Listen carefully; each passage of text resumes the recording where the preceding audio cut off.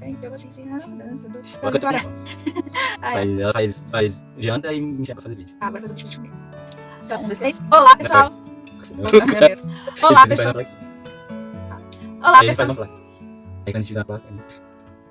Podemos? Olá, pessoal. Meu Deus do céu. Casinha ótima. Olá, pessoal. Olá, pessoal. Tudo Hoje bem? nós vamos falar sobre como foi o processo da mudança, como que eu consegui emprego, e esse processo inicial da decisão para vir para Portugal, né? A gente não veio falar a primeira vez, como a gente decidiu, vamos para Portugal do nada, assim, bastante tempo. Não foi. Isso aí a gente já falou no meu vídeo, que não assistiu.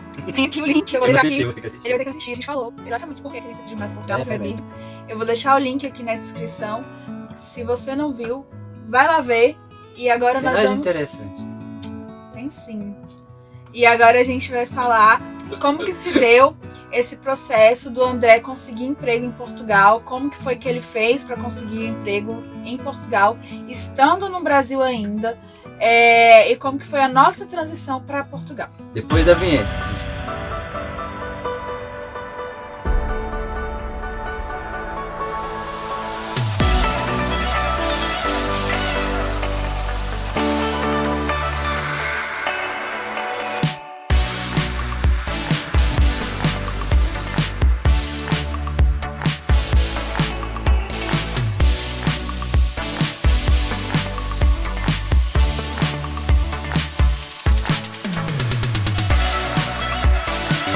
Tá, como é que eu fiz?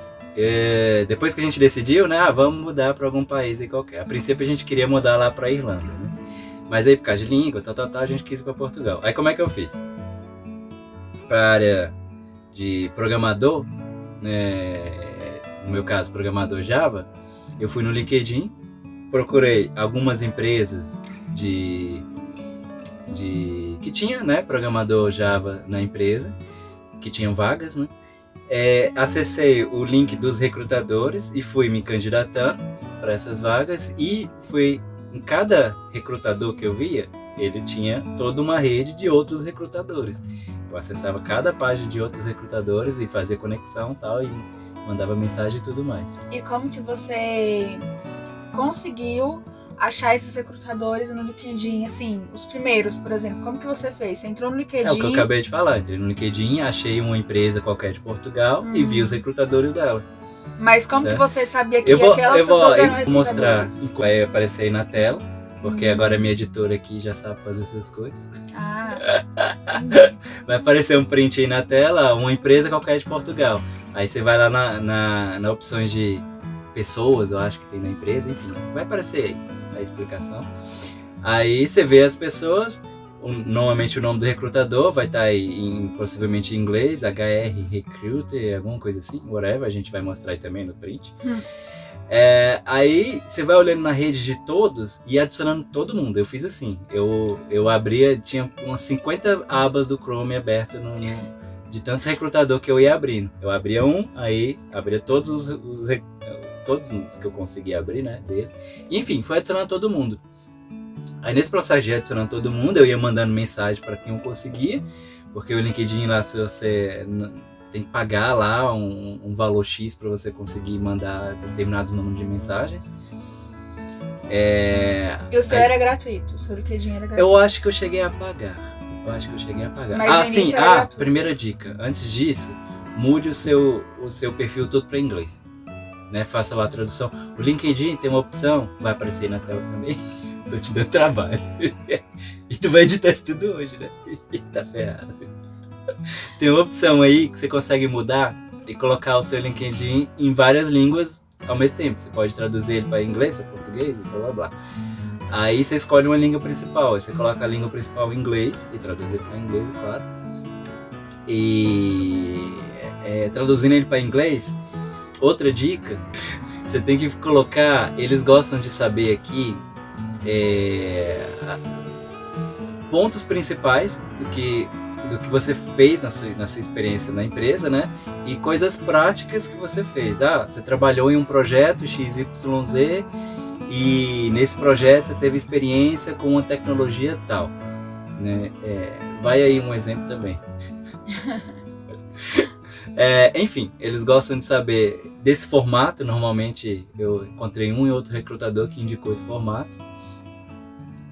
Outra coisa importante, coloca o seu nível de inglês, porque tem bastante vagas em Portugal que exigem inglês. Mas possível conseguir exatamente, sem inglês, né? Eu entrei em Portugal sem ter um nível de inglês aceitável, né, para trabalhar. Então é possível sim, mas é bom você já colocar para evitar, né, trabalho.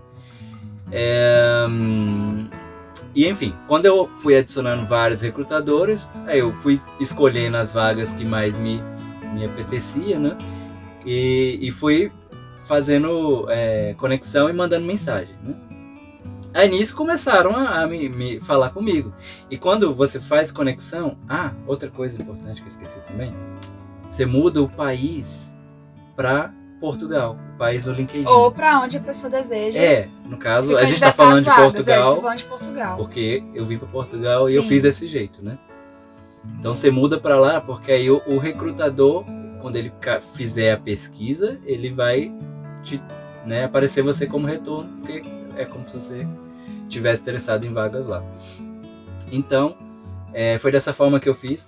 Quando eu fiz essas conexões, várias conexões, aí foi quase automático de recrutadores falando comigo, né? Eu nem precisei ir muito atrás depois que eu fiz essas conexões, porque aqui em Portugal, na verdade, né, tem muita vaga mesmo.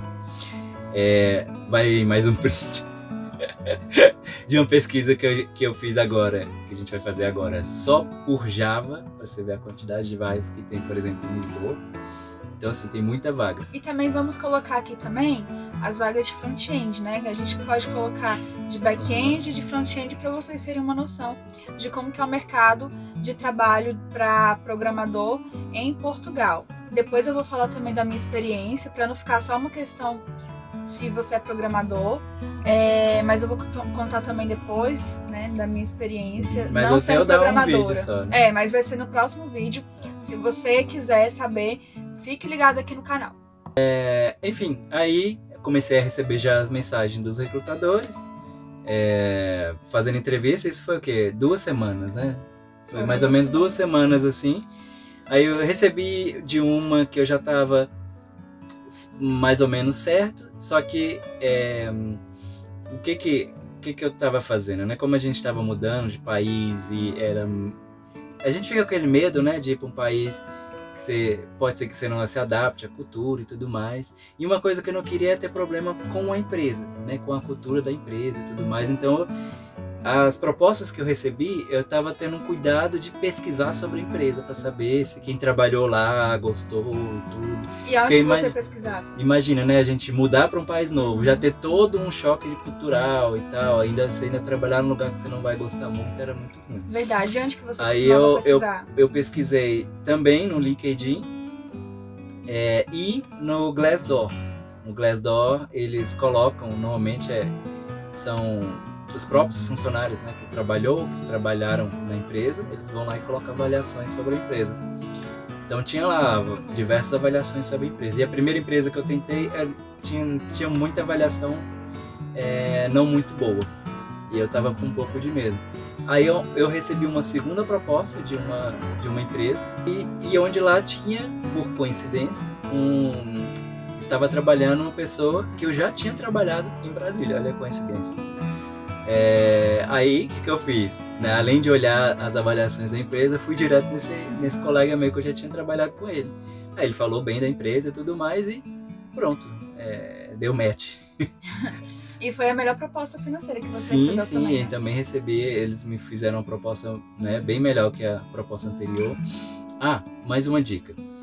Para quem está vindo, em Portugal tem muita empresa que faz outsource, o outsource do Brasil, mas lá tem o outsource e tem o nearshore. O nearshore é tipo uma espécie de outsource para empresas de fora de Portugal. Então essas empresas normalmente, né, estou falando aqui com a impressão que eu tive, mas normalmente elas tentam enxugar muito o seu salário, que é onde elas vão ganhar em cima, né? Vamos explicar o que é nearshore para quem não conhece. O outsource, vamos lá, o outsource, para quem não conhece, que tem no Brasil o outsource. por exemplo, você trabalha, acontece muito no governo, né? O governo é como se fosse um contrato de outsourcing. Você está contratado pela uma empresa, só que você está trabalhando no cliente. Isso é um outsourcing, né? Apesar de você ser contratado pela empresa, você está trabalhando lá dentro do cliente. O nearshore você trabalha dentro da empresa, mas para um cliente, nesse caso, de fora do país. Aqui, como a União Europeia, você pode, né, ter um livre comércio, né? Então as empresas fazem muito isso com Portugal, que tem um custo de vida mais baixo, os profissionais, o salário é mais baixo. Então as empresas de fora contratam profissionais lá porque é mais vantajoso. Então tem muito isso lá. Isso fez um boom de vagas em Portugal muito grande. Então tem muita vaga por causa disso. Mas enfim, eu acho que já está alongando muito o vídeo. Mas só para deixar claro, você conseguiu emprego em Portugal com facilidade porque você já tinha muito tempo de experiência, ou alguém que tenha pouca experiência de 1, 2 anos também é possível conseguir emprego na programação? A impressão que dá como tem muita vaga, eles têm muita procura também. É claro que tem muita vaga, vai ter muita procura para o profissional. Então, tem mercado para todos os níveis de experiência. Eu acho assim, se você estágio, eu não sei como funciona a questão legal, se as empresas vão pagar, né, vão gastar com isso, assim dizendo. Mas se você já está aqui, você consegue estágio, fazer estágio, curso com estágio. Tem empresa que faz um curso inteiro, você tem alguns cursos que você não paga, inclusive, e você faz o curso e no final você já vai trabalhar na empresa. Só que esse curso que ele está falando, esse estágio, ele é somente para quem tem residência em Portugal. Exatamente, ou para quem é português. Quando você já está aqui. E também o estágio em Portugal, ele só é permitido fazer com limite de 30 anos de idade. Então, passou disso, não é mais possível fazer estágio aqui em Portugal, segundo as informações que nós temos até o momento. Pode ser que seja em empresas privadas, né? Não sei, enfim, não sabemos, não vamos entrar nesse mérito. Mas, enfim, aí como é que funciona o meu processo? Né? Eu fiz as entrevistas e tal, aí eles fizeram uma proposta, a gente aceitou, né? A empresa estava com uma urgência para a gente ir, e como ele estava com urgência, porque eu tinha que substituir uma outra pessoa que estava saindo, e eu tinha que pegar o repasse com essa pessoa, né, do conhecimento dela. Aí eu tive que vir logo.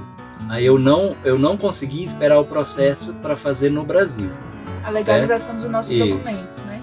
A gente decidiu por entrar com o processo aqui em Portugal mesmo, porque tem como fazer isso, né? É mais difícil, é mais demorado, inclusive. Pelo menos na época era mais demorado fazer dessa forma.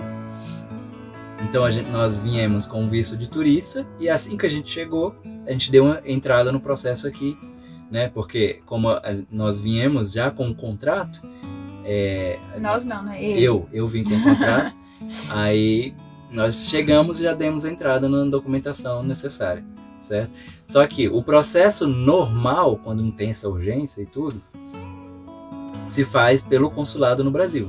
Consulado de Portugal. Para se conseguir o visto de trabalho ou de estudo. Exatamente. Você consegue primeiro visto no Brasil, pelo consulado, e após esse visto sair, que se vem. Aí normalmente tem empresa que já começa a trabalhar remoto, aí, enfim, isso vai depender da empresa que você vai.